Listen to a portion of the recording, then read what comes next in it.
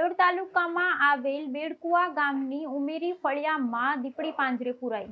તાપી જિલ્લા વાલોડ તાલુકામાં આવેલ બેડકુવા ગામના ઉમરી ફળિયાના રહેવાસી રાહુલભાઈ પ્રવીણભાઈ ગામિતના ઘર નજીક તારીખ 30 ઓગસ્ટ શનિવારે વન્ય પ્રાણી દીપડી નજરે પડતા તરત જ વાલોડ વન વિભાગને જાણ કરવામાં આવી અને તારીખ 30 ઓગસ્ટ શનિવારે સાંજે ઉમેરી ફળિયામાં પાંજરું મૂકવામાં આવ્યું અને તારીખ 1 સપ્ટેમ્બરે સોમવારે સવારે 5 વાગ્યે શિકારની શોધમાં નીકળેલી 4 વર્ષની દીપડી પાંજરે પુરાઈ।